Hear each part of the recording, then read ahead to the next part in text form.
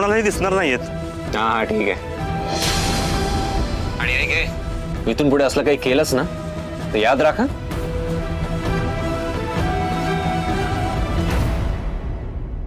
झालं समाधान? सगळे फोटोज आता डिलीट झाले, तर सगळं सॉर्ट झालंय. तू पण ना, मी सोबत असताना का घाबरतेस? काही काळजी करायची गरज नाही. उगाच त्रास करून घेतलास. आणि हो, मी आईला सांगणार आहे हा, तसं तिच्या कुठल्याही अटी मान्य नाही करणार आहोत आपण. मी तिला सांगणार आहे की आपण दोघं एकत्र बाहेर जाणार आहोत करून. सर नाही हा, तुम्ही असं काही करणार नाहीये, काही सांगायचं नाहीये त्यांना. अगं पण सर हे बघा, मी त्यांचं ऐकणार आहे.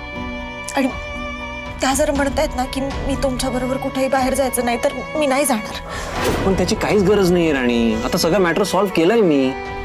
सर हा एकच प्रश्न नाहीये, पण आपण थोडे दिवस तरी हे पाहूया. पण का? कारण माझी सुद्धा हीच इच्छा आहे.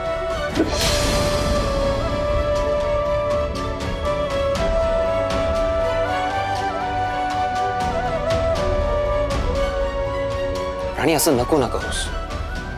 आत्ता कुठे मला तुझ्या सोबत राहायला आवडतंय, तुझा प्रेझेन्स आवडायला लागलाय. आणि तू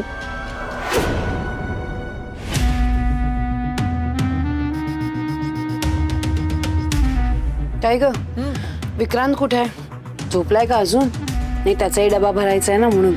तो सकाळी लवकर उठून ऑफिसला गेला सुद्धा. डबा घेऊन गेलाय. रत्नाईनेच बनवला होता त्याच्यासाठी डबा. तुझं बरं आहे बाई, सासूला जे काही कामाला लावतेस तू. जसं तुम्हाला त्या राणीनं कामाला लावलंय. काय म्हणालीस? कुठे काय, मी म्हणाले त्या राणीमुळे तुम्हाला किती काम करावं लागतं नाही? नक्की हेच म्हणालीस ना? हेच. इंद्रा भाऊजी ऑफिसला निघाले बघा. इंदिरा, काय रे बाळा, तू नाश्ता केलास ना व्यवस्थित? तुला आवडतात ना म्हणून पोहेच बनवायला सांगितले होते. आवडले ना? खाल्लंस ना व्यवस्थित? बरं, तुझ्यासाठी आज मीच डबा बनवलाय. बरं, ह्याच्यात तुझ्या आवडीची भाजी आहे आणि रात्री पण तुझ्यासाठी आवडीचंच बनवते. छान ना? तुला आवडते अशी वाटाण्याची उसळ बनवते, भजी बनवते. आणखी काय हवंय का तुला? पण ठीक आहे, जाऊ देत, मी माझ्याच पद्धतीने काहीतरी करते. बरं, हा घे डबा. इंद्रा, काय झालंय बाळा? मी काहीतरी विचारते ना तुला, तू काहीच का नाही बोलत आहेस?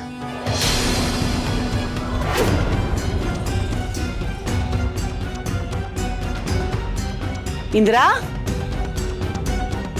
इंद्रा,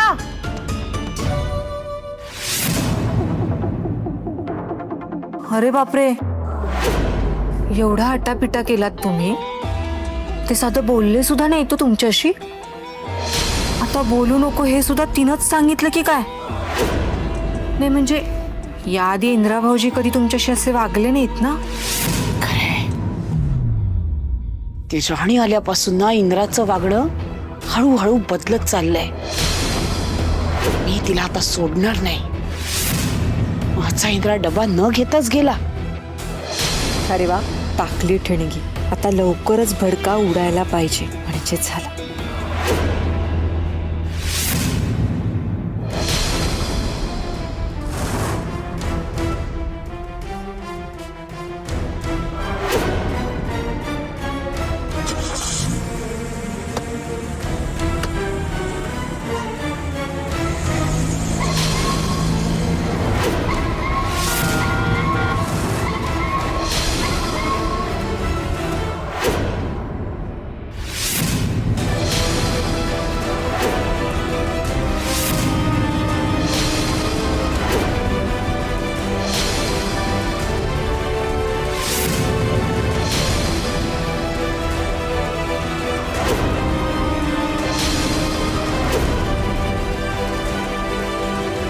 मालती,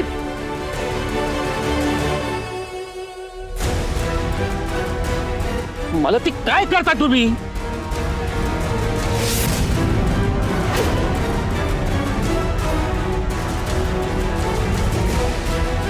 मालती काय करताय? काय त्याची वाट अडवताय? मी फक्त वाट अडवले हो, पण या राणीने माय लेखाच्या नात्याची वाट लावायची ठरवले, त्याचं काय?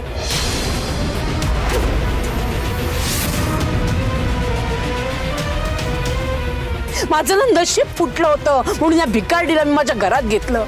अहो आता बघा ना कशी गोचिडासारखी चिकटून बसलीये, जायलाच मागत नाहीये. फासला मालती. सारखं आपलं राणी राणी राणी. तिला वाईट बोलल्याशिवाय तुमचा एक दिवस जात नाही का हो? काय वाईट केलं सांगा ना तिने तुमचं आपलं, सांगा ना. अहो हे सगळं तिच्यामुळेच तर घडतंय ना.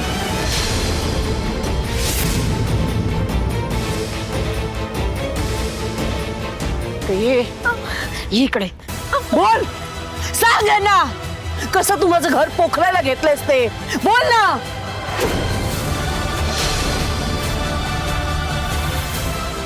मालती आवाज खाली. ओरडून बोलायची गरज नाहीये. तुम्ही मध्ये बोलूच नका. माझा आणि या राणीचा हिशोब आहे जो कधी ना कधी मला चुकता करायचाच होता. खूप खुश असशील ना तू आता. हेच हवं होतं ना तुला. तुझ्यामुळे माझा मुलगा माझ्या अंगावर गाडी चढवायला निघालाय.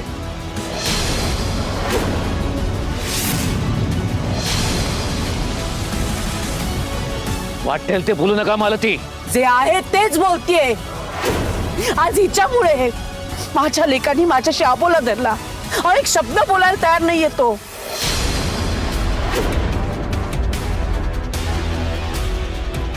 या आधी असं कधीच घडलं नव्हतं. मालती मॅडम, मी काय केलंय? मी इंद्रजित सरांना तुमच्याशी बोलू नका असं काहीच सांगितलं नाही. मी काय करेन असं? खोटं खोटं बोलतेस तू. सगळं करून ना नामानिराळी राहू नको सांग. तुझी खेळी मला कळत नाही असं समजू नकोस. हा जो भोळा चेहरा आहे ना, हा भोळा चेहरा करून तू बाकीच्यांना फसवू शकतेस, मला नाही.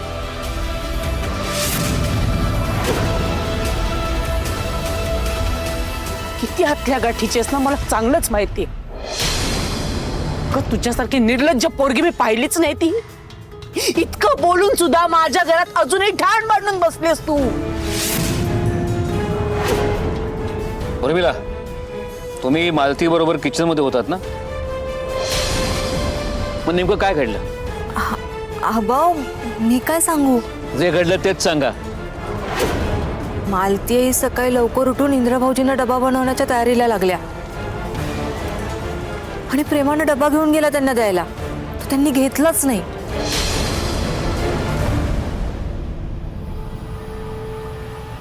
मालती आईंसाठी तर मला फार वाईट वाटलं बाई.